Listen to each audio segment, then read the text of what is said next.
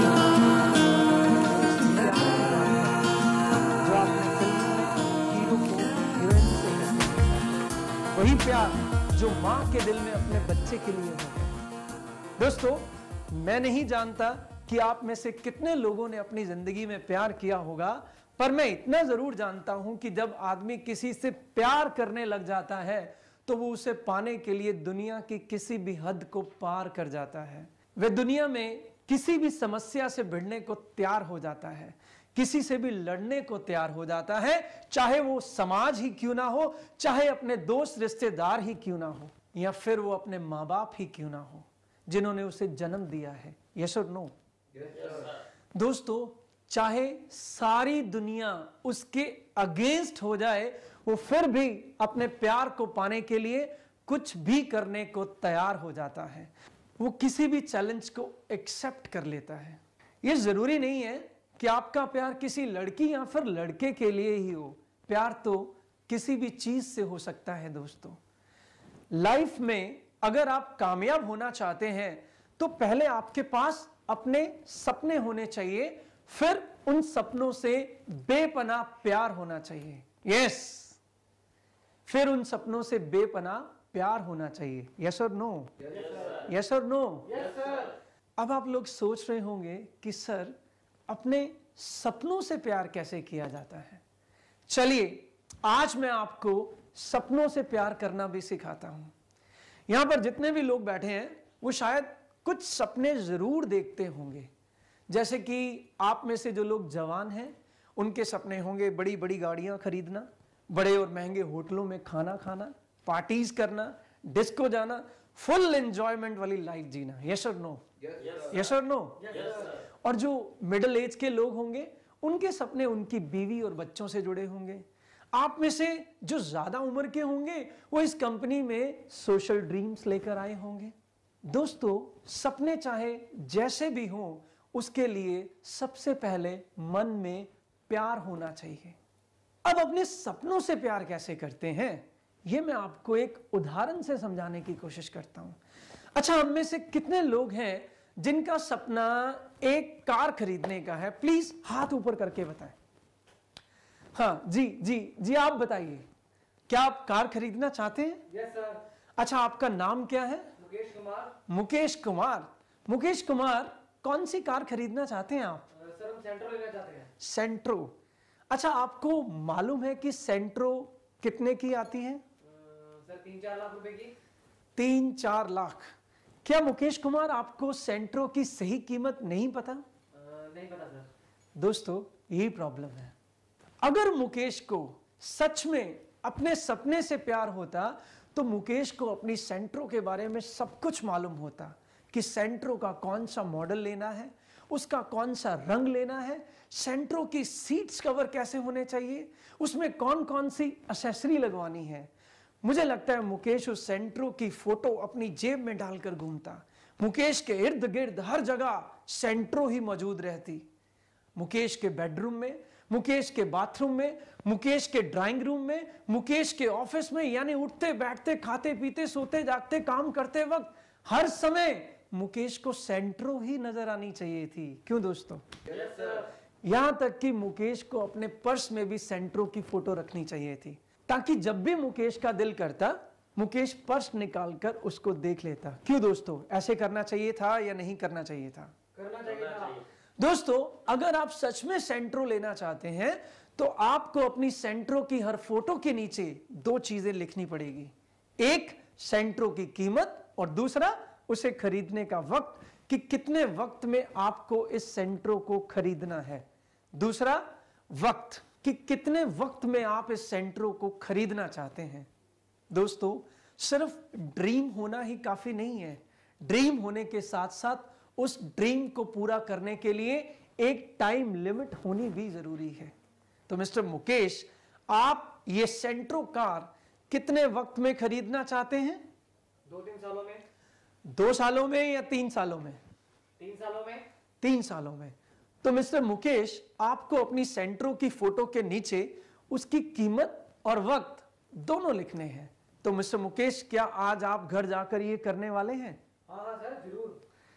दोस्तों, मैं यकीन से कह सकता हूं कि आप में से बहुत कम लोग होंगे जो ऐसा सच में करेंगे, लेकिन जो ऐसा करेंगे वो निश्चित रूप से सेंट्रो के मालिक भी बन जाएंगे। अब यहां से शुरू होती है आगे की कहानी। मुकेश को सेंट्रो चाहिए, वो भी 3 साल में, और रास्ता क्या है? Glaze Trading India Private Limited. दोस्तों, आज ये समझना बहुत जरूरी है कि हमारे हाथ में है क्या। आप सबने अपने सपनों को पूरा करने के लिए ग्लेज को चुना है। आज इस ट्रेनिंग सेशन में हम ये डिस्कस करेंगे कि अमीर बनने के लिए एक आदमी को कौन सा रास्ता अपनाना चाहिए, या फिर अमीर बनने का राज क्या है। क्या वास्तव में ग्लेज वो रास्ता है जिस पर चलकर हम अपने सपनों को पूरा कर सकते हैं? ग्लेज का फ्यूचर क्या है? ग्लेज के साथ चलकर हम कहां पहुंचने वाले हैं? आज इस ट्रेनिंग सेशन में हम इन सब बातों को जानेंगे। तो क्या आप जानने के लिए तैयार हैं? Yes sir. दोस्तों, अगर आप सड़क पर निकलें तो आपको 4 तरह के लोग मिलेंगे। एक, रिक्शे वाले, दूसरा स्कूटर वाले, तीसरा मारुति वाले, और चौथा मर्सिडीज वाले। यस और नो? Yes sir. मेरा सवाल यह है कि इन चारों लोगों में क्या फर्क है? बताइए, इन चारों लोगों में क्या फर्क है? क्यों ये चारों लोग अलग अलग स्टेज पर हैं, जबकि चारों के पास भी वही 2 हाथ, वही 2 पैर और वही 2 आंखें हैं? चलिए दोस्तों, आज मैं आपको समझाऊंगा कि इन चारों लोगों में जो फर्क है वो क्यों है। आज मैं आपको सक्सेस होने का एक फॉर्मूला बताऊंगा। सक्सेस होने का फॉर्मूला है 4R। क्या है? 4R। 4R। R से मेरा मतलब है राइट। राइट मतलब ठीक। आपको जिंदगी में 4 चीजों को ठीक करना है। वो है right action, at right time, in right direction and with right energy. यानी कि सही काम को सही टाइम पर, सही दिशा में, सही एनर्जी के साथ करना। दोस्तों, हम सब लोग पैसा कमाने के लिए कुछ ना कुछ कर रहे हैं। जैसे आप में से कोई जॉब कर रहा होगा, कोई अपना बिजनेस कर रहा होगा, या फिर किसी प्रोफेशन में होगा। यस और नो? Yes sir. सबसे पहले हमें यह देखना है कि पैसा कमाने के लिए जो हमारा एक्शन है, क्या वो सही एक्शन है? क्या वो ऐसा एक्शन है जो हमारे सभी ड्रीम्स को पूरा कर सकता है? सही एक्शन क्या होता है, यह समझाने के लिए मैं आपकी मुलाकात 2 लोगों से करवाता हूं। एक है मेरे पास मिस्टर राम और दूसरे हैं मिस्टर टाटा।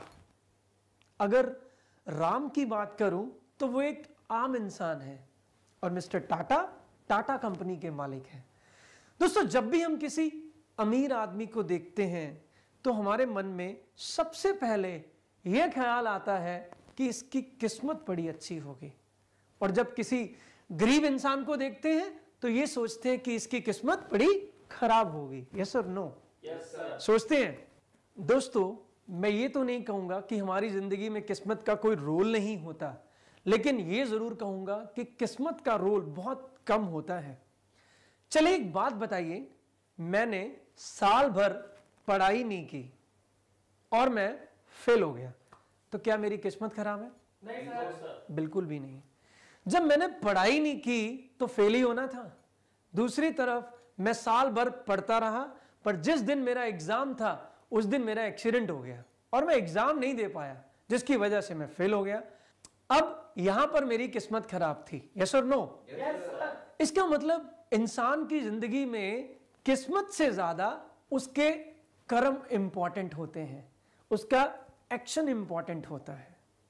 चलिए देखते हैं दोस्तों, मिस्टर राम और मिस्टर रतन टाटा पैसा कमाने के लिए क्या एक्शन कर रहे हैं।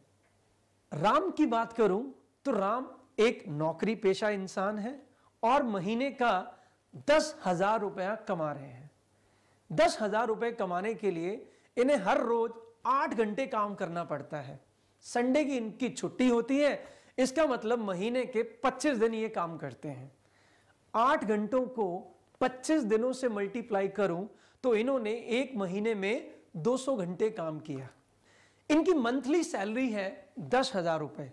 10,000 कमाने के लिए इन्होंने 200 घंटे काम किया तो इनकी प्रति घंटे की कमाई 50 रुपए बनती है। जिस तरह से मिस्टर राम की प्रति घंटे की वैल्यू 50 रुपए है, ठीक उसी तरह से आप सबकी भी प्रति घंटे की कुछ ना कुछ वैल्यू जरूर होगी। शायद आज से पहले आपने कैलकुलेट ना किया हो, पर दोस्तों मेरी आज आपसे रिक्वेस्ट है कि आप अपने प्रति घंटे की वैल्यू जरूर कैलकुलेट करें। आपकी प्रति घंटे की वैल्यू आपकी काबिलियत पर निर्भर करती है।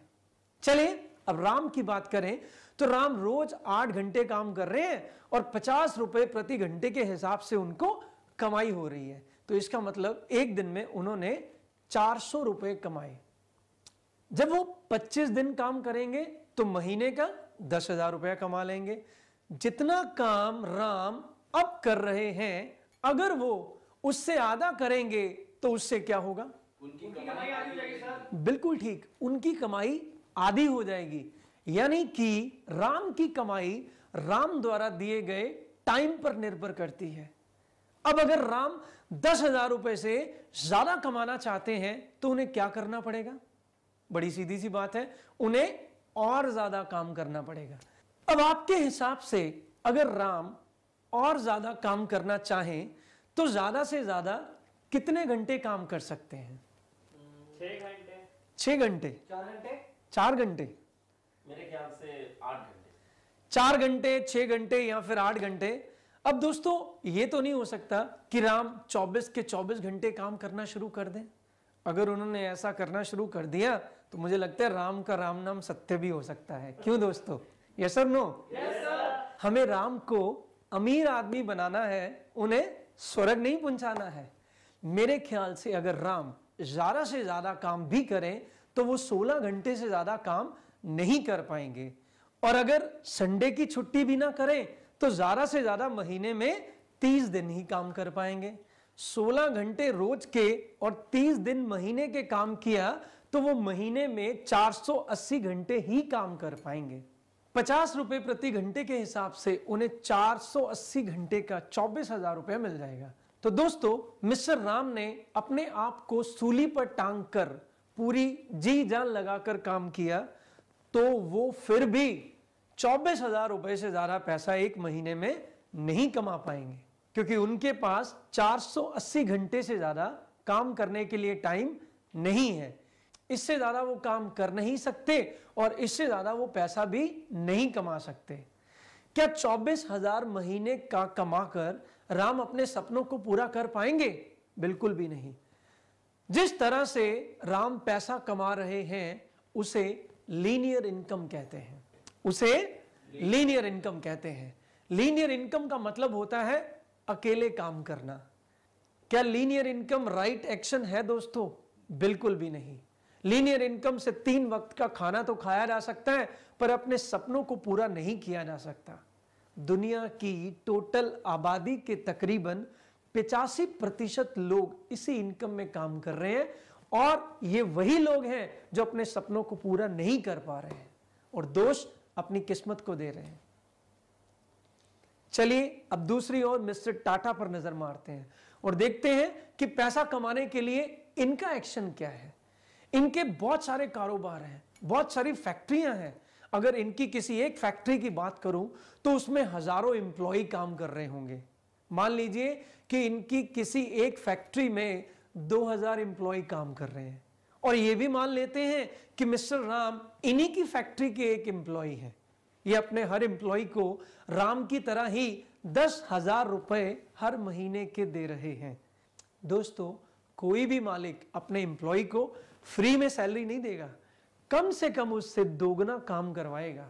मुझे लगता है आप लोगों में से जो लोग नौकरी कर रहे होंगे वो मेरी बात को अच्छे से समझ पा रहे होंगे। यस और नो? अब निष्कर्ष ये निकलता है कि मिस्टर राम अगर 8 घंटे काम करते हैं तो वो 20,000 रुपए की कीमत का काम करते हैं, पर उसमें से 10,000 रुपए उन्हें मिलते हैं और 10,000 रुपए उनके मालिक मिस्टर टाटा के पास चले जाते हैं। इसका मतलब उन्होंने 8 घंटों में से 4 घंटे अपने लिए काम किया और 4 घंटे अपने मालिक के लिए काम किया। मिस्टर टाटा के पास टोटल 2000 एम्प्लॉय हैं। हर एम्प्लॉय 4 घंटे काम करे तो मिस्टर टाटा के लिए एक दिन में 8,000 घंटे काम हो रहा है। दोस्तों, कितनी हैरानी की बात है कि एक दिन में सिर्फ 24 घंटे होते हैं, पर मिस्टर टाटा के लिए एक दिन में 8,000 घंटे काम हो रहा है, क्योंकि वो अकेले काम नहीं कर रहे हैं, उनके लिए 2000 एम्प्लॉय काम कर रहे हैं।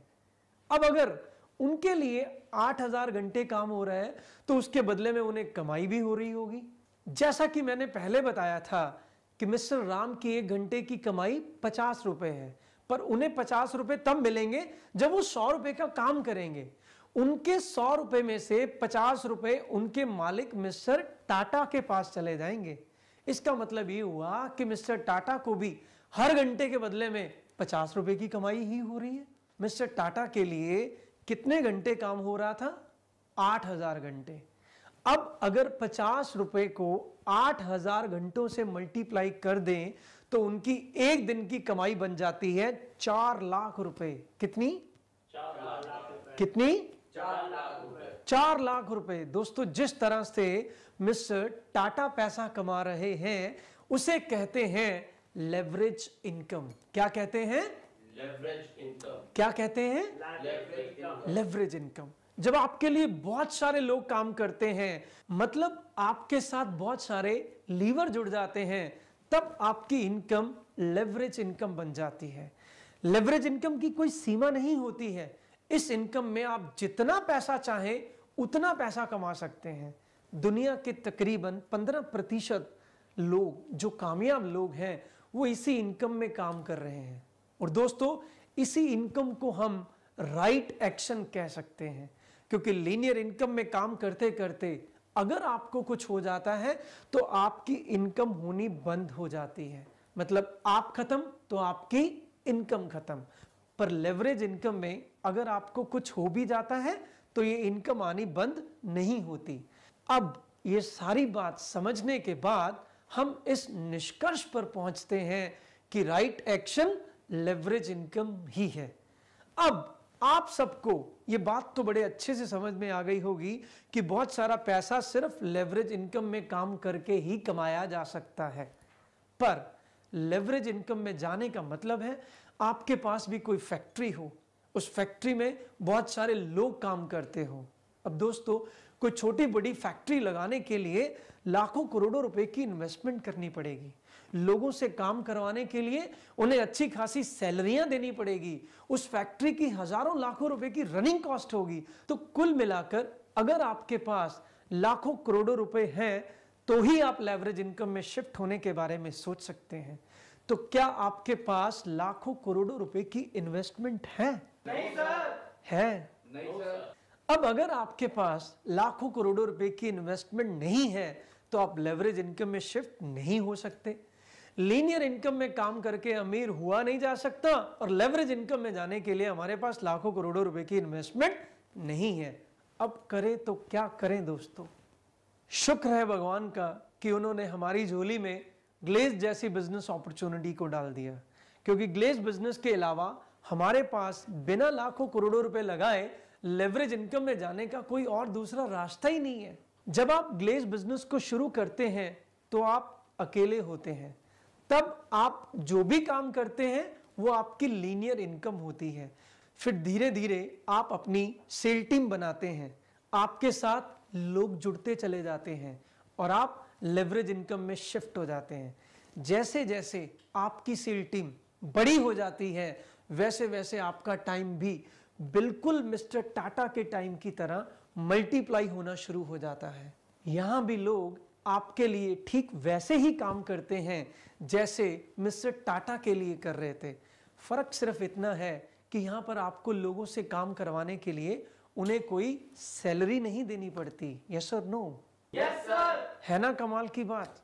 खुदा ना खास्ता आपको काम करते करते अगर कुछ हो भी जाता है तो आपके ना रहने पर भी आपकी सेल टीम काम करती रहती है और आपको पैसा आता रहता है। तो कंक्लूजन ये निकलता है कि राइट एक्शन है लेवरेज इनकम, और बिना लाखों करोड़ों की इन्वेस्टमेंट करे लेवरेज इनकम करनी है तो रास्ता है Glaze Trading India Private Limited. Yes और नो? Yes sir. अब दोस्तों, लेवरेज इनकम में तो जाना है, पर किस टाइम पर लेवरेज इनकम में जाना है? हम में से बहुत सारे लोग ऐसे होंगे जो शायद पहले से ही लेवरेज इनकम में हो, यानी कि वो शायद कोई फैक्ट्री, कोई कारखाना या फिर कोई बिजनेस चला रहे हो जहां बहुत सारे लोग उनके नीचे काम कर रहे हो, लेकिन फिर भी उनकी आमदनी अच्छी नहीं हो रही।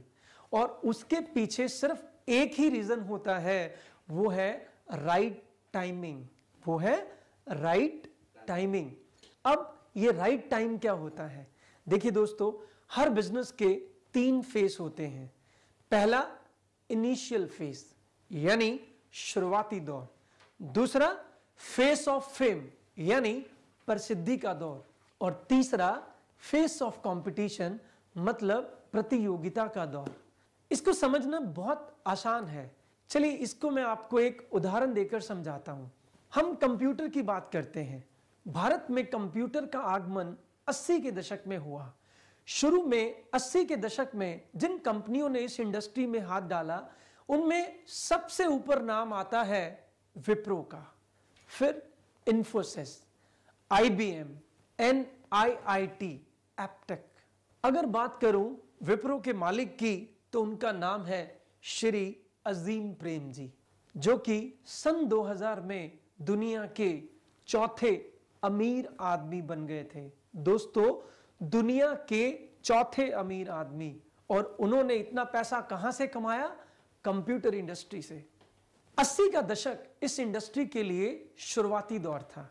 जो लोग इस इंडस्ट्री के शुरुआती दौर में जुड़े वो इंडिया की रिचेस्ट कंपनियों के मालिक हैं। ये वो लोग हैं जिनके पास बड़ी बड़ी गाड़ियां हैं, बड़े बड़े बंगले हैं, शायद हर देश में इनके बड़े बड़े ऑफिस हैं, यहां तक कि इनके पास अपने पर्सनल जेट प्लेन तक है। मैं इन लोगों को सबसे ऊपर के लोगों की संज्ञा दूंगा। 90 के दशक तक आते आते ये इंडस्ट्री फेमस हो चुकी थी। लोग धीरे धीरे कंप्यूटर एवं उसकी यूटिलिटी को समझने लगे थे। जिन लोगों ने इस समय पर इस इंडस्ट्री को समझा एवं पकड़ा वो अपने जेट प्लेन तो नहीं ले पाए, लेकिन हाँ बड़ी बड़ी गाड़ियां और अच्छी आमदनी से भी नहीं चूके। आप तो जानते हैं कि अगर पड़ोस के घर में वर्मा जी का लड़का कंप्यूटर इंडस्ट्री में घुसा और घर में नई गाड़ी आ गई, पैसे आ गए, तो शर्मा जी के पेट में अपने आप ही दर्द शुरू हो जाएगा। क्यों दोस्तों? यस और नो?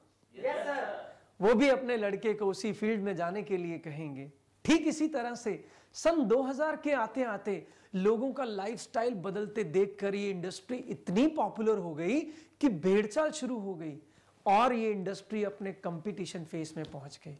कंपटीशन फेज का मतलब है दो दुकानदार किसी प्रोडक्ट को बेचने के लिए आपस में लड़ रहे हैं और प्रोडक्ट एक दूसरे से सस्ता बेच रहे हैं। क्या आप जानते हैं कि शुरू में कंप्यूटर एक एक 1.5 लाख रुपए में बिका? क्योंकि शुरू में जो लोग कंप्यूटर बेच रहे थे उन्होंने कंप्यूटर में खूब अच्छा खासा मार्जिन कमाया। कंपटीशन फेज तक आते आते वही कंप्यूटर 30-40 हजार रुपए का बिकना शुरू हो गया। हालांकि 30-40 हजार वाले कंप्यूटर में 1.5 लाख वाले कंप्यूटर से फीचर्स कहीं ज्यादा थे, पर उसमें जो चीज नहीं थी वो था मार्जिन। कंपटीशन फेस में लोगों ने बहुत थोड़े से मार्जिन पर कंप्यूटर बेचा। यही कारण था कि इस फेस में जो लोग जुड़े वे स्कूटर या छोटी कार जैसी सुविधाएं ही पा सके। अब आप ध्यान से समझिए, काम वही कंप्यूटर इंडस्ट्री का है, लेकिन उसको पकड़ने का वक्त अलग अलग था। यानी कि राइट एक्शन के साथ राइट टाइम भी होना बहुत जरूरी होता है। तो किसी भी बिजनेस को पकड़ने का सही समय या तो शुरुआती दौर होता है या फिर प्रसिद्धि का दौर होता है। यस और नो? Yes sir. यस और नो? Yes sir. तो राइट एक्शन क्या है? Level absolutely. राइट टाइम क्या है? शुरुआती दौर। शुरुआती दौर यानी कि प्रसिद्धि का दौर।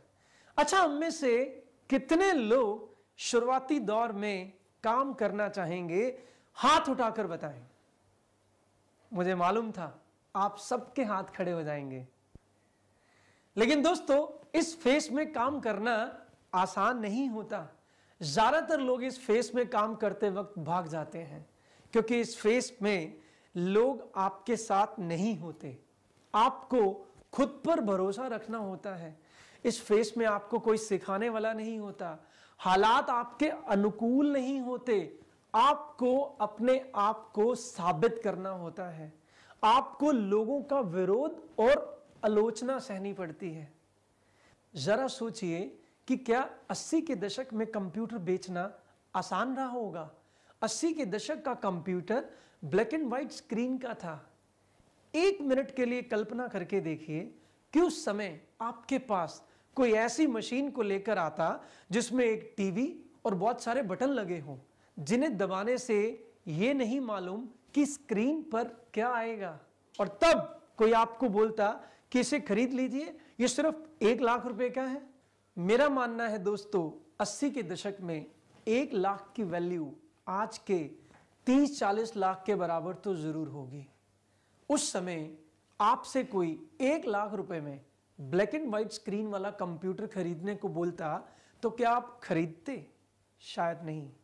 अगर मुझे वो आपको बेचना है तो मुझे आपको ये एहसास करवाना पड़ेगा कि ये आपको लाखों का फायदा कराएगा। उसके लिए मुझे आपको पहले कंप्यूटर सिखाना पड़ेगा, उसकी ट्रेनिंग भी देनी पड़ेगी। जरा सोचिए, ऐसे कई 100 लोगों को ट्रेनिंग दी गई होगी, उनमें से कुछ को लगा होगा कि कंप्यूटर उनके काम का है। इसी तरीके से 2 से 4, 4 से 8, 8 से 16 और धीरे धीरे कंप्यूटर के लिए लोगों में अवेयरनेस आनी शुरू हुई होगी। कंप्यूटर के लिए लोगों को अवेयर करने में 10 से 15 साल का समय लग गया। शुरुआती दौर में काम करना आसान नहीं होता। आप खुद सोचकर देखिए 1985-90 तक शायद आप लोगों को कंप्यूटर के बारे में कुछ पता भी नहीं होगा। कुछ लोगों ने तो सिर्फ नाम ही सुना होगा। पहले 10 साल तो लोगों को यह समझने में ही लग गए कि कंप्यूटर नाम की कोई चीज भी मौजूद है। और ये सब किया किसने? उन लोगों ने जिन्होंने इसे शुरुआती दौर में पकड़ा। तो मैं आपको यह बात समझा रहा था कि शुरुआती दौर में काम करना आसान नहीं होता। दोस्तों, दो तरह के लोग होते हैं, एक वो जो लीड करते हैं और दूसरे वो जो फॉलो करते हैं। हमेशा लीड करने वाले लोग ही दुनिया में कामयाब होते हैं। शुरुआती दौर में चीजों को आपको खुद ही समझना होता है और खुद ही फैसले लेने पड़ते हैं।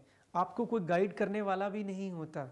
आज की तारीख में अगर आपको कोई रेस्टोरेंट खोलना है तो आपको बहुत सारे लोग मिल जाएंगे जो आपको खाना बनाना सिखाएंगे और रेस्टोरेंट चलाना भी सिखाएंगे।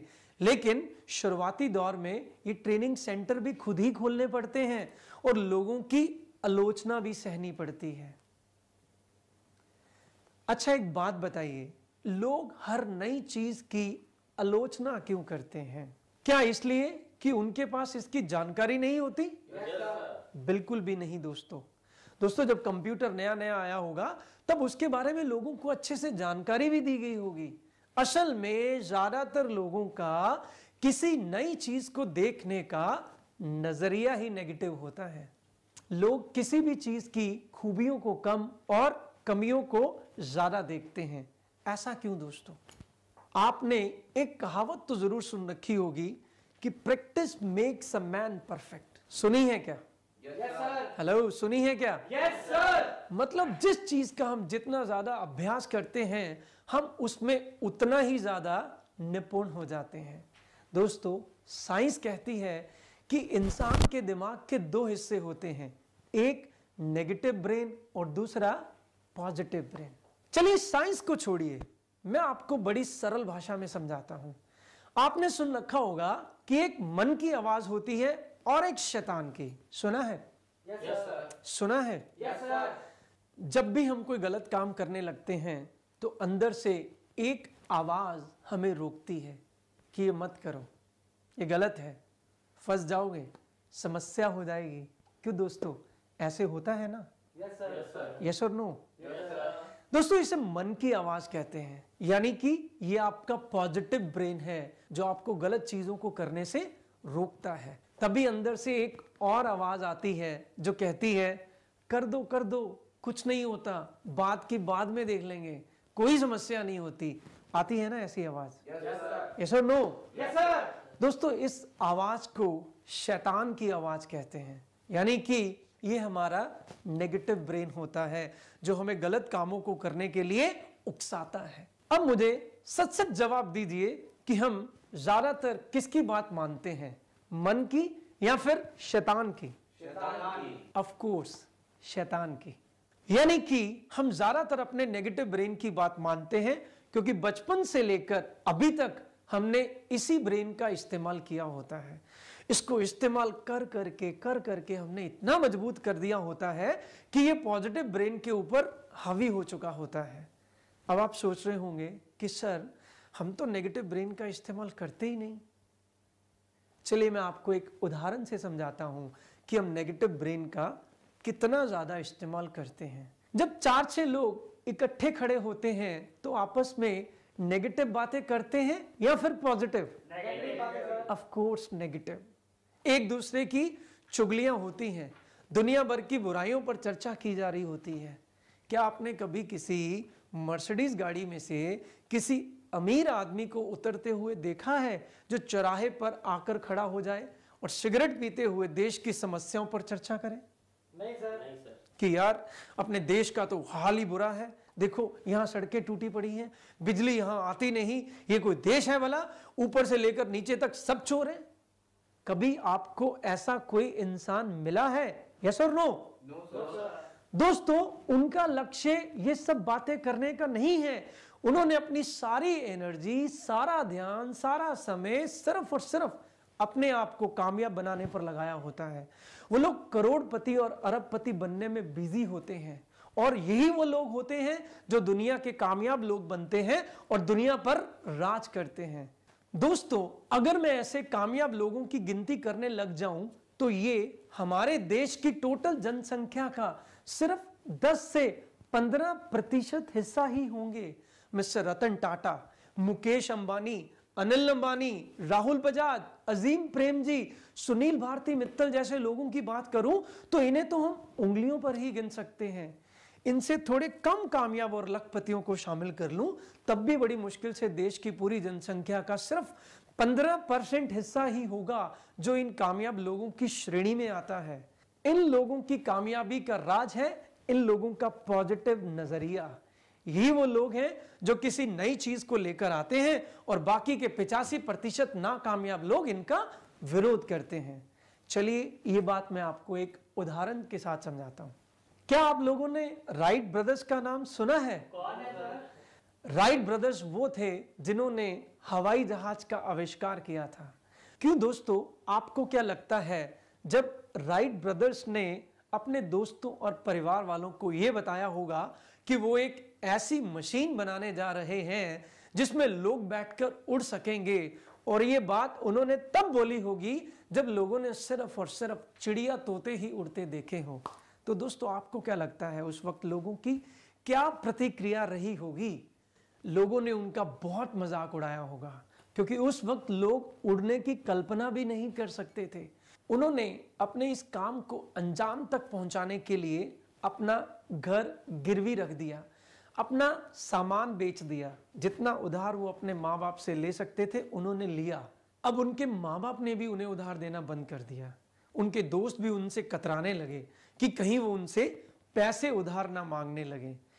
इन सबके बावजूद वो अपने काम में लगे रहे। कई साल उन्हें अपने काम को अंजाम तक लाने में लग गए। वो जहां से गुजरते थे लोग उनका मजाक उड़ाते थे, लोग उन्हें उड़ने वाले आदमी कहकर चिढ़ाते थे। लेकिन जब कई सालों की मेहनत के बाद उन्होंने अपनी 1 मिनट की उड़ान भरी तो उस समय राइट ब्रदर्स के परिवार वालों ने और उनके दोस्तों ने गर्व से अपना सीना तान लिया। उनके सारे दोस्त और रिश्तेदार सबसे कहने लगे कि हमें तो पता ही था ये लड़के जरूर कामयाब होंगे। क्यों दोस्तों, ऐसा ही होता है ना? यस और नो? दोस्तों, एक वैज्ञानिक थे कोपरनिकस। उन्होंने ही पहली बार बताया था कि सूरज पृथ्वी के चारों ओर चक्कर नहीं लगाता, बल्कि पृथ्वी सूरज के चारों ओर चक्कर लगाती है। जानते हैं इस सच्चाई को बताने का उन्हें क्या इनाम मिला? उन्हें लोगों ने फांसी पर लटका दिया। पर बाद में जब सच्चाई पता चली तो उनकी पूजा शुरू कर दी। दोस्तों, इंसान को छोड़िए, इन लोगों ने तो भगवान को भी नहीं छोड़ा। जीसस क्राइस्ट, उनको भी इन्हीं 85% लोगों ने सूली पर चढ़ा दिया था। पर बाद में इन्हीं 85% लोगों ने उनकी पूजा करनी शुरू कर दी। आज पूरी दुनिया में उनसे ज्यादा शिष्य और किसी धर्म के नहीं है। अब निष्कर्ष ये निकलता है कि किसी बिजनेस में अगर सबसे ज्यादा पैसा कमाना है तो उसका राइट टाइम है इनिशियल फेज। पर सबसे ज्यादा काम करने का मुश्किल दौर भी यही इनिशियल फेज ही है दोस्तों, क्योंकि इस फेज में 85% लोग हमें क्रिटिसाइज करते हैं। ये लोग क्रिटिसाइज इसलिए करते हैं क्योंकि इनका नजरिया नेगेटिव होता है। अब दोस्तों, एक बात बताइए, आप किन लोगों में रहते हैं? 15% कामयाब लोगों में या फिर 85% नाकामयाब लोगों में? ऑफ कोर्स 85% नाकामयाब लोगों में। हमारे दोस्त, हमारे रिश्तेदार, हमारे पड़ोसी, यहां तक कि जिन माँ बाप ने हमें जन्म दिया है वो सब भी नाकामयाब लोगों की सूची में ही आते हैं। अब दोस्तों, मेरा मतलब ये नहीं है कि हमें इन सबकी रिस्पेक्ट नहीं करनी है। मुझे लगता है हमारी जिंदगी में इन सब का बहुत अहम रोल है। इन सब के बिना हम अपनी जिंदगी को सोच भी नहीं सकते। पर मेरा फर्ज आपको सिर्फ और सिर्फ हकीकत से रूबरू कराना है। हम सब लोग अपनी जिंदगी में कामयाब होना चाहते हैं, पर सच ये है कि हम अभी तक कामयाब नहीं हैं। उसका सीधा सा कारण ये है कि हम इन नाकामयाब लोगों के बीच में पले बड़े हैं। भला एक नाकामयाब इंसान किसी दूसरे को कामयाबी कैसे दे सकता है? अगर आपके पिताजी 1 लाख रुपए महीने का नहीं कमा रहे हैं तो वो आपको 1 लाख रुपए महीना कमाने का रास्ता कैसे बता सकते हैं? अगर आपके पिताजी के पास मर्सिडीज गाड़ी नहीं है तो वो आपको मर्सिडीज गाड़ी खरीदने का रास्ता कैसे बता सकते हैं? इसका मतलब ये हुआ कि अगर आपको अपनी जिंदगी में कामयाब इंसान बनना है तो इन नाकामयाब लोगों का रास्ता छोड़ना पड़ेगा। यस और नो? यस और नो? किसी नए रास्ते पर चलना पड़ेगा, क्योंकि अगर इनके बताए रास्ते पर चलोगे तो वही पहुंचोगे जहां पर ये लोग पहुंचे हुए हैं, और जब इनका रास्ता छोड़कर कोई नया रास्ता पकड़ोगे तो ये लोग आपका साथ नहीं देंगे, आपको क्रिटिसाइज करेंगे। यस और नो? Yes sir. अब अगर हम अपनी बात करें तो हम सब लोग डायरेक्ट सेलिंग के बिजनेस में हैं और लोग हमें क्रिटिसाइज कर रहे हैं। क्यों दोस्तों? यस और नो? Yes sir. क्या क्या कहते हैं लोग? ये मेंबर बनाने वाला काम है, लोगों को फंसाने वाला काम है, मेंबर नहीं बनते, ये काम लंबे समय तक नहीं चलते, कंपनियां भाग जाती हैं, वगैरह वगैरह वगैरह। क्यों दोस्तों? क्या ये सब बातें सुननी पड़ती हैं? यस और नो? Yes sir. मुझे याद है शुरू में जब मैं इस बिजनेस में आया था तो मुझे भी मेरे दोस्तों, रिश्तेदारों और माँ बाप ने खूब क्रिटिसाइज किया था। आप यकीन मानेंगे, मेरी माँ तो यहाँ तक बोल देती थी कि बेटा तू यही काम करता रहा ना तो तेरी शादी नहीं होगी। लड़की वालों को क्या जवाब दूंगी कि हमारा लड़का मेंबर बनाता है। पिताजी ने तो शर्त लगा के बोल दिया था कि लिखा ले, तू कभी 1 लाख रुपया महीने का नहीं कमा सकता। तो दोस्तों शायद आपको भी ये सब बातें सुनने को मिल रही होंगी। यस और नो? यस और नो? अब आप एक बात बताइए, ये सब बातें जो लोग बोल रहे हैं वो 15% कामयाब लोग बोल रहे हैं या फिर 85% नाकामयाब लोग? नाकामयाब लोग। ऑफ कोर्स ये 85% नाकामयाब लोग हैं।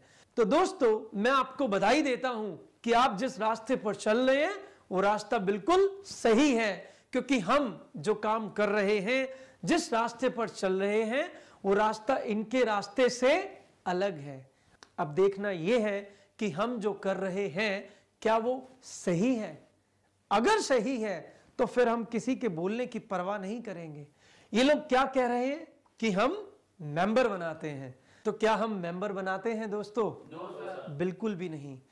अब अगर हम मेंबर नहीं बनाते तो हम क्या करते हैं? हम लोग एक नेटवर्क बना रहे हैं। क्या बना रहे हैं? नेटवर्क। नेटवर्क। अच्छा, कौन बताएगा कि नेटवर्क का क्या मतलब होता है? कोई भी नहीं। दोस्तों नेटवर्क वो होता है जिसके द्वारा प्रोडक्ट को मूव किया जा सके। दुनिया में जितनी भी अच्छी कंपनीज हैं वो अपने नेटवर्क की वजह से ही पहचानी जाती हैं। अगर किसी कंपनी का नेटवर्क अच्छा नहीं है तो वो कभी तरक्की नहीं कर सकती। पहले मैं आपको यहीं पर एक प्रैक्टिकल उदाहरण से नेटवर्क को समझाने की कोशिश करता हूं। दोस्तों मेरे हाथ में ये पेन है। अगर मैं ये पेन यहां से वो पीछे समीर तक पहुंचाना चाहता हूं, वो भी यहां से बिना हिले डुले, तो उसके लिए मुझे क्या करना पड़ेगा? मैं ये पेन इन्हें दूंगा, ये इस पेन को उन्हें देंगे, और इसी तरह से वो उसे आगे बढ़ाते बढ़ाते समीर तक पहुंचा देंगे। इसे कहते हैं पावर ऑफ नेटवर्किंग। इस कमरे में बैठे सब लोग एक नेटवर्क ही तो हैं। हमने भी ठीक इसी तरह से अपने नेटवर्क को मल्टीप्लाई करते करते देश के कोने कोने तक पहुंचाना है, और फिर उसके बाद उसके द्वारा बहुत सारे प्रोडक्ट्स भी ठीक वैसे ही मूव करने हैं जैसे ये पेन यहां से समीर तक मूव हुआ। दोस्तों दुनिया में कोई भी प्रोडक्ट बिना नेटवर्क के मूव कर ही नहीं सकता। ट्रेडिशनल मार्केटिंग में भी एक नेटवर्क बिछा हुआ है। एक साबुन मुंबई में मैन्युफैक्चरर होता है तो वह देश के दूसरे कोने में जम्मू के किसी छोटे से गांव की दुकान पर बिक रहा होता है। कैसे? सिर्फ एक नेटवर्क की वजह से। अगर मैं वो मैन्युफैक्चरर हूं तो मैं सीधा छोटी छोटी दुकान पर डायरेक्टली साबुन थोड़ी ही देकर आऊंगा। मैन्युफैक्चरर होने के नाते मैं उसे सुपर स्टॉकिस्ट को दे दूंगा, वो आगे उसे सिटी डिस्ट्रीब्यूटर को दे देगा, सिटी डिस्ट्रीब्यूटर उसे होलसेलर को, और होलसेलर उस साबुन को रिटेलर को देगा। ट्रेडिशनल मार्केटिंग में ये नेटवर्क पहले से ही बना हुआ है। हर छोटे से बड़ा प्रोडक्ट इसी नेटवर्क के द्वारा मूव करता है, पर ग्लेज में हमें ये नेटवर्क खुद बनाना है। हम दिल्ली से शुरू हुए थे और पिछले 12 सालों में हमने दिल्ली के अलावा अब तक 6 ऑफिस तथा 205 फ्रेंचाइजियां खोल दी हैं। धीरे धीरे हमारा नेटवर्क पूरे भारत में फैल जाएगा।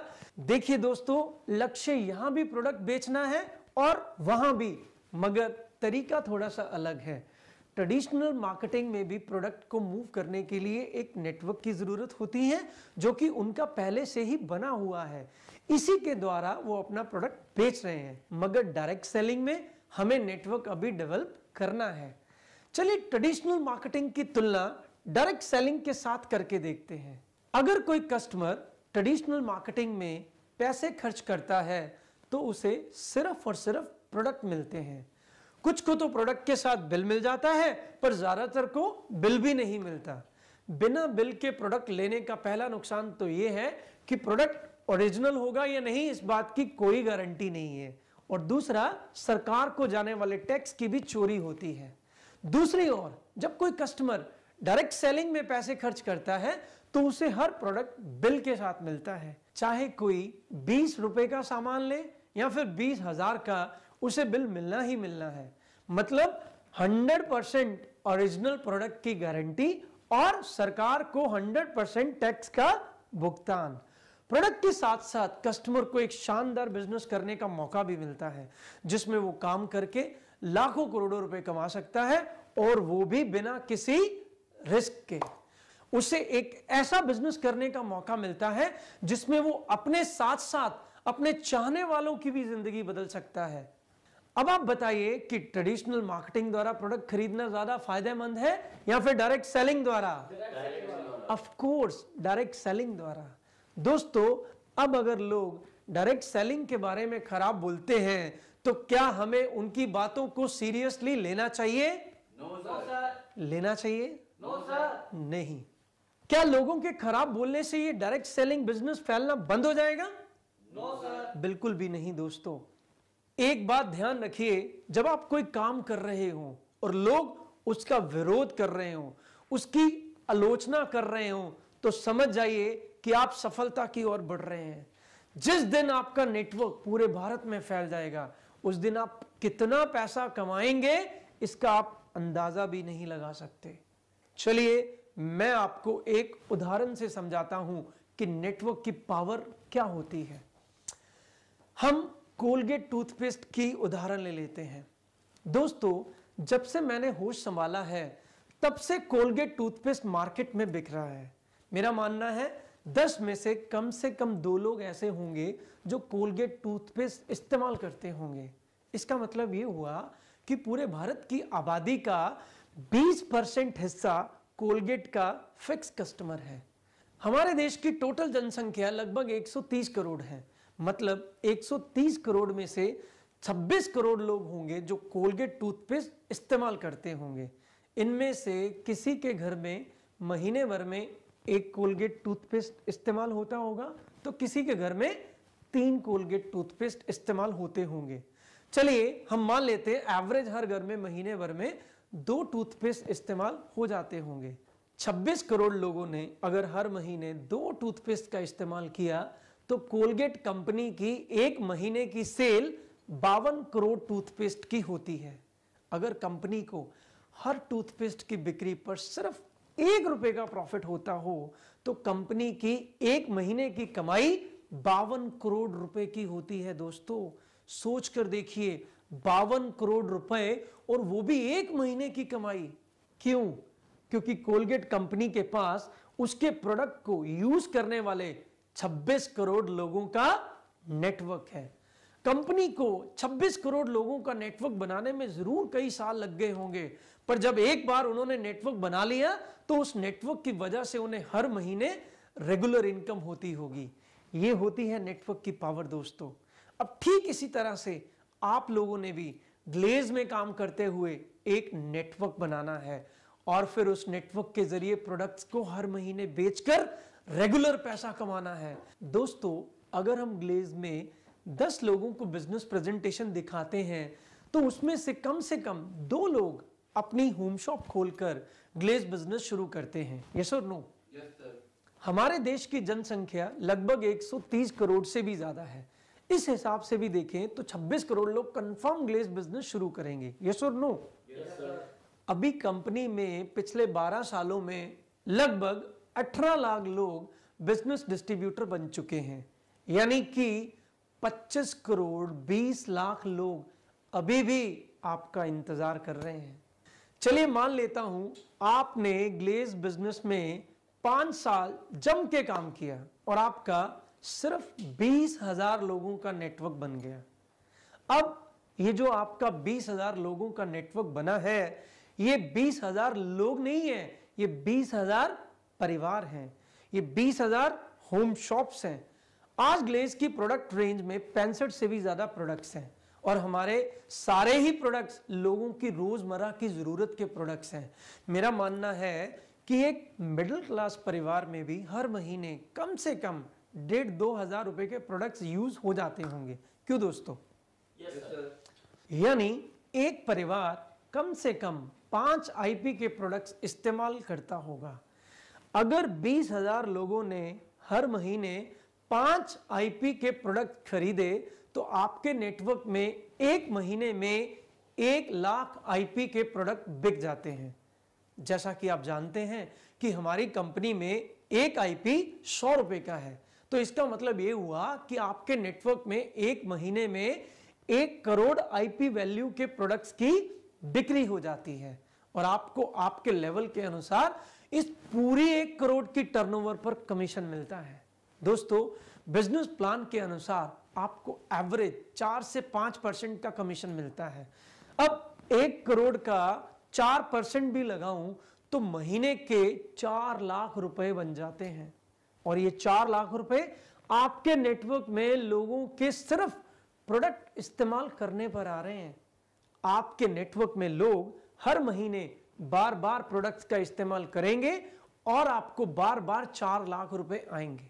अब दोस्तों, कोलगेट कंपनी के बनाए हुए नेटवर्क में और ग्लेज के नेटवर्क में सबसे बड़ा फर्क यह है कि कोलगेट कंपनी के नेटवर्क में लोग सिर्फ कोलगेट टूथपेस्ट खरीदते हैं, पर ग्लेज के नेटवर्क में लोग सिर्फ प्रोडक्ट खरीदते नहीं हैं बल्कि बेचते भी हैं। ग्लेज में आपके पास 20,000 डिस्ट्रीब्यूटर्स का नेटवर्क बन चुका है। ये लोग अगर 10-15 हजार रुपए महीने का सामान ही बेच देते हैं तो हर डिस्ट्रीब्यूटर लगभग 50 आईपी के प्रोडक्ट्स की टर्नओवर कर देता है। इसका मतलब आपके नेटवर्क में हर महीने 10 करोड़ रुपए की आईपी वैल्यू के प्रोडक्ट्स की टर्नओवर हो जाती है और आपको 4% के हिसाब से 10 करोड़ का 40 लाख रुपए इंसेंटिव के रूप में मिलता है।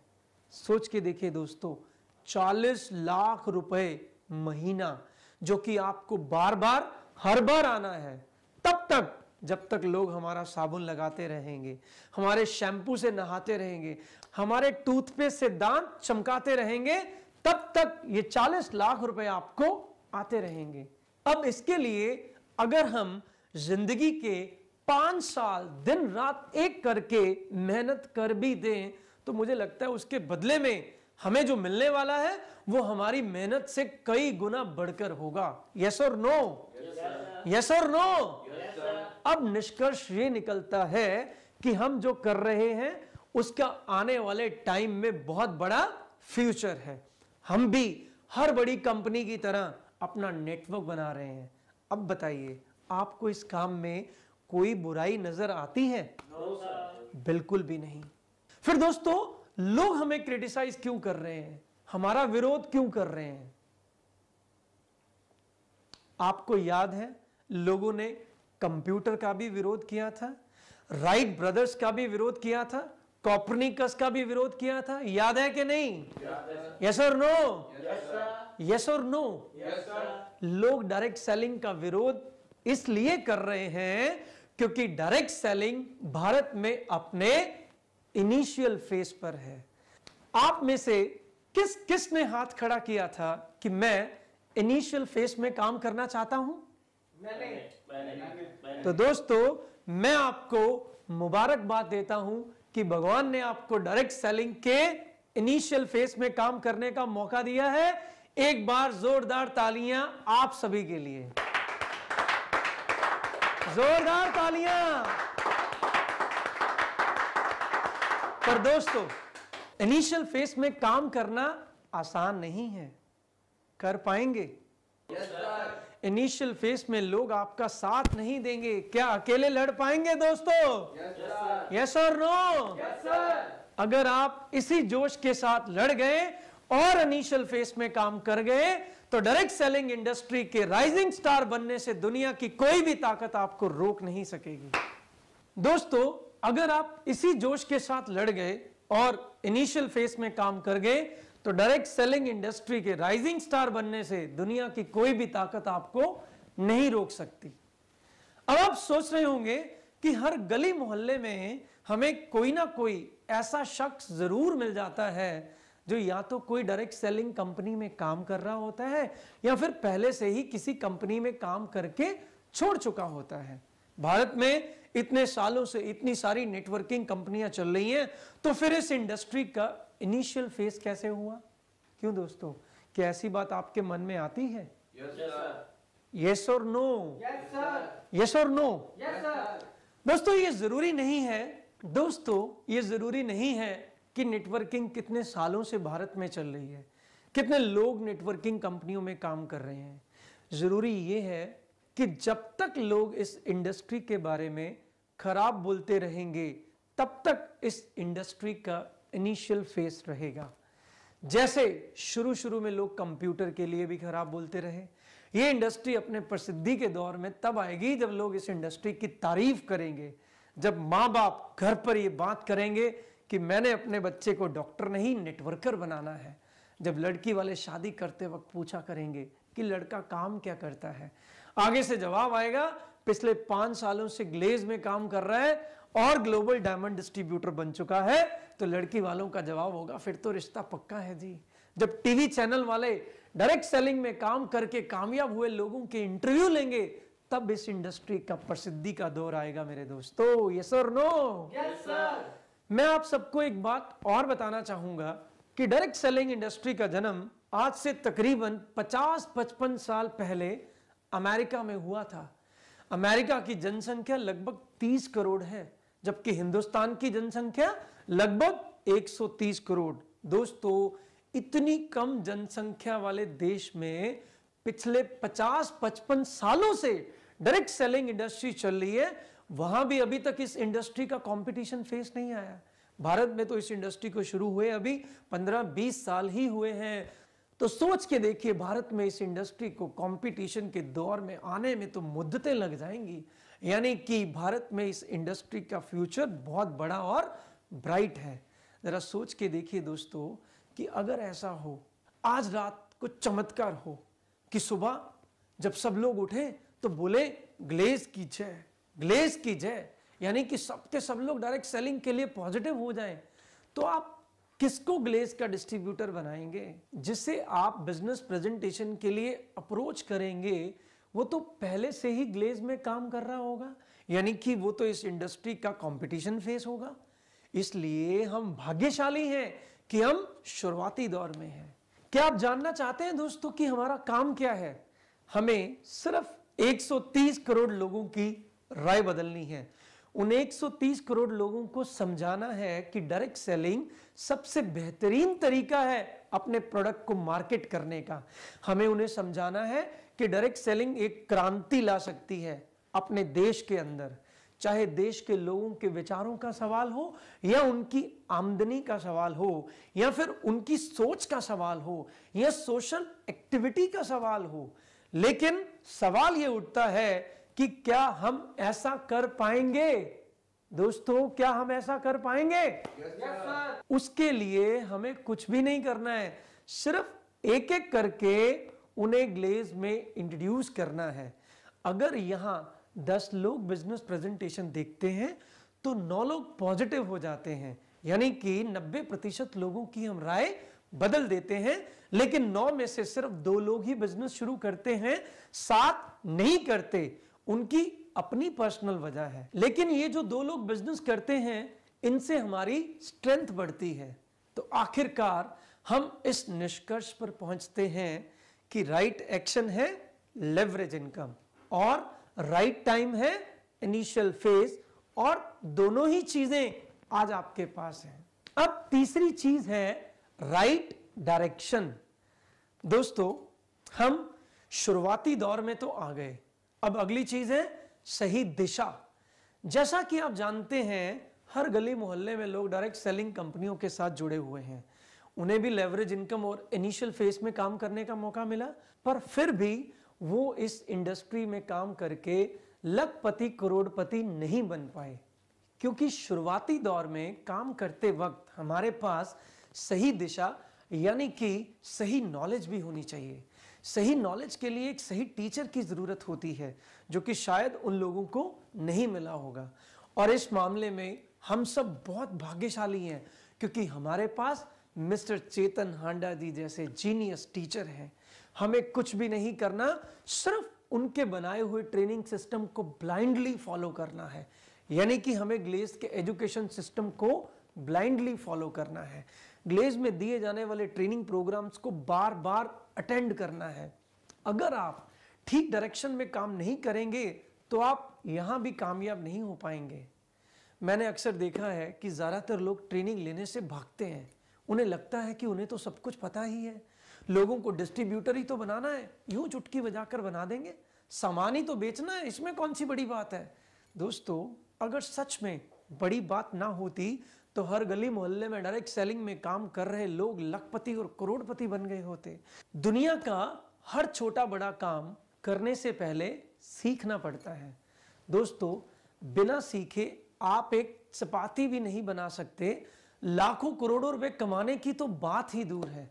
आप एक बात बताएं, आप ग्लेज में कामयाब डिस्ट्रीब्यूटर बनना चाहते हैं या फिर नाकामयाब डिस्ट्रीब्यूटर? कामयाब डिस्ट्रीब्यूटर बनने के लिए आपको इस बिजनेस को जीरो से सीखना पड़ेगा। तो क्या आप सीखने के लिए तैयार हैं? Yes sir. क्या आप सीखने के लिए तैयार हैं? Yes sir. यस और नो? Yes sir. एक बात और ध्यान देने वाली है दोस्तों, सीखते वक्त हमें यह नहीं देखना कि सिखाने वाले की उम्र क्या है, सिखाने वाले ने कितनी पढ़ाई कर रखी है। देखना है तो सिर्फ ये देखना है कि उसके पास ग्लेज बिजनेस की कितनी जानकारी है। अगर आपकी अपलाइन उम्र में आपसे छोटी है, आपसे कम पढ़ी लिखी है, तो भी आपके दिल में उनके लिए एक टीचर जैसी रिस्पेक्ट होनी बहुत जरूरी है। क्योंकि दुनिया के हर फील्ड में कामयाब इंसान बनने के लिए एक कामयाब गुरु की जरूरत होती है। बिना गुरु के आप किसी भी मुकाम को हासिल नहीं कर सकते। इसलिए हर ट्रेनिंग प्रोग्राम्स को एक अच्छे स्टूडेंट की तरह बार बार अटेंड कीजिए। उन्हें इतनी बार अटेंड कीजिए कि एक दिन आप खुद अपनी अपलाइन की तरह खड़े होकर उन ट्रेनिंग प्रोग्राम्स को कंडक्ट करने लायक बन जाएं।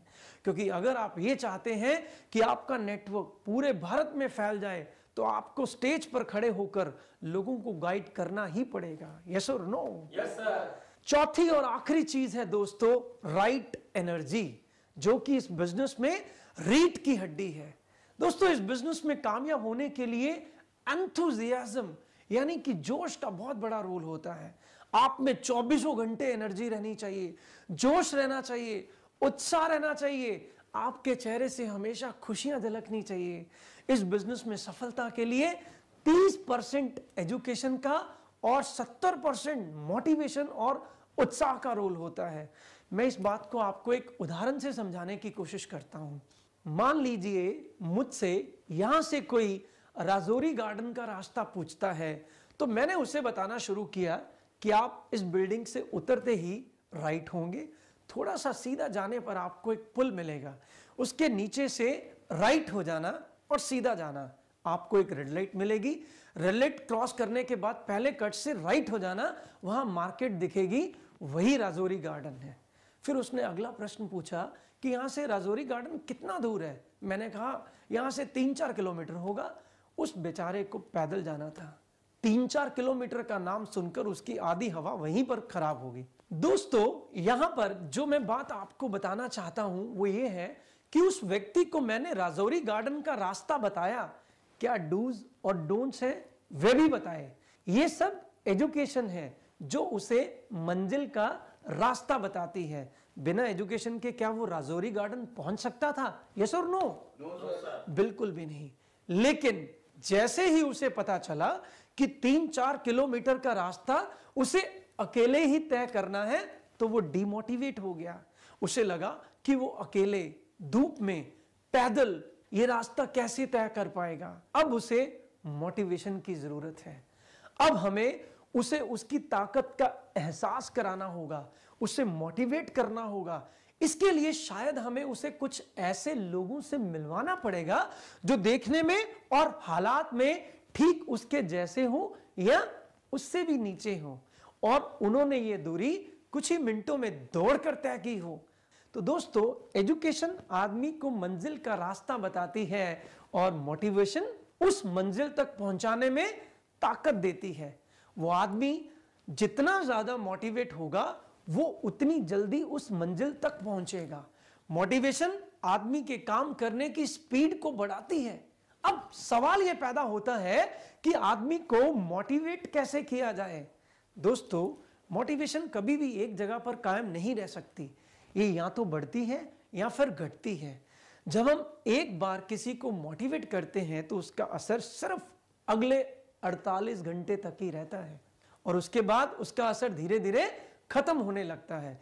इसलिए हमें बार बार अपने आप को चार्ज रखना चाहिए, और अपने आप को हमेशा चार्ज रखने का एक ही तरीका है, वो है टीम वर्क। टीम वर्क दोस्तों बहुत ही पावरफुल शब्द है। आप ध्यान से सोचिए कि जब आप अपने फ्रेंड्स ग्रुप में होते हैं तो आप बहुत जोश में होते हैं, आप बहुत खुश होते हैं। आप अपना कॉलेज टाइम याद कीजिए। बस में या कॉलेज कैंटीन में आपने कई चैलेंज एक्सेप्ट किए होंगे क्योंकि आपके दोस्त आपको जोश दिला रहे होंगे।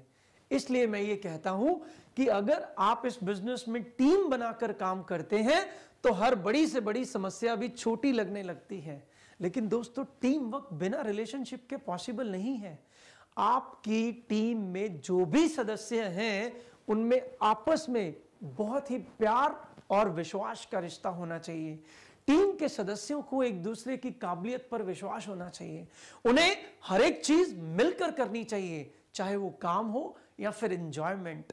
रिलेशनशिप के लिए हमें हॉट मार्केट में बिजनेस करना चाहिए, क्योंकि अगर हम हॉट मार्केट में बिजनेस करते हैं तो हमें रिलेशनशिप बनाने की जरूरत ही नहीं पड़ेगी, क्योंकि जो लोग आ रहे हैं वो पहले से ही हमारे करीबी हैं। दोस्तों, आखिर में मैं यही कहूंगा कि राइट एनर्जी का मतलब है मोटिवेशन। मोटिवेशन आएगा टीम वर्क से, और टीम वर्क आएगा रिलेशनशिप से, और रिलेशनशिप के लिए जरूरी है हमें हॉट मार्केट में बिजनेस करना। आपको हर रोज शाम को अपनी सेल टीम के साथ गेट टुगेदर्स भी करनी चाहिए। उन गेट टुगेदर्स में जिन नए लोगों की प्रमोशन हुई है उन्हें ऑनर करना चाहिए, उनकी शेयरिंग्स करवानी चाहिए, वहां पर ट्रेनिंग्स की डीवीडीज चलनी चाहिए। यानी कि अपनी टीम में फुल जोश का माहौल बना के रखें। इस तरह के गेट टुगेदर्स में कोई नेगेटिव बात नहीं होनी चाहिए, क्योंकि नेगेटिव बातें एनर्जी को खत्म कर देती हैं। देखिए दोस्तों, समस्याएं हर बिजनेस में होती हैं, हर जगह होती हैं। हमें समस्या फैलाऊ केंद्र नहीं बनना, हमें समस्या सुलझाऊ केंद्र बनना है। एक बात हमेशा याद रखिए कि जब भी आपको इस बिजनेस में कोई समस्या आएगी तो आपको उसे अकेले में सिर्फ और सिर्फ अपनी अपलाइन के साथ डिस्कस करना है। हमारे बिजनेस में एक कहावत भी है कि when you are up then go to your downline, and when you are down go to your upline. यानी कि जब आप खुश हैं, एक्साइटेड हैं, तो अपनी डाउनलाइन के पास जाइए, उन्हें भी मोटिवेट कीजिए, और जब आप दुखी हैं, परेशान हैं, तो अपनी अपलाइन के पास जाइए, उनकी मदद से अपनी समस्या का हल खोजिए। यस और नो? Yes sir. आवाज नहीं आई आपकी? Yes sir. पूरी एनर्जी के साथ? Yes sir. चलिए अंत में एक बार फिर से कामयाबी के इस मंत्र को डिस्कस करते हैं। बताइए दोस्तों, राइट एक्शन क्या है? Leverage income. बिल्कुल सही। राइट टाइम क्या है? शुरुआती दौर। बिल्कुल सही। राइट डायरेक्शन क्या है? देश का एजुकेशन सिस्टम। और राइट एनर्जी क्या है? मोटिवेशन। यानी कि टीम वर्क। अब अगर आपने आज के सेशन में बताई हुई हर बात पर अच्छे से अमल कर दिया तो दोस्तों, दुनिया की कोई भी ताकत आपको कामयाब इंसान बनने से नहीं रोक सकती। यस और नो? Yes sir. उम्मीद करता हूं कि मेरा ये आज का सेशन आपको आपकी जिंदगी में कामयाब इंसान बनने के लिए मदद करेगा। मेरी शुभकामनाएं आपके उज्जवल भविष्य के लिए हमेशा आपके साथ हैं। आप सभी का बहुत बहुत धन्यवाद। Thank you very much.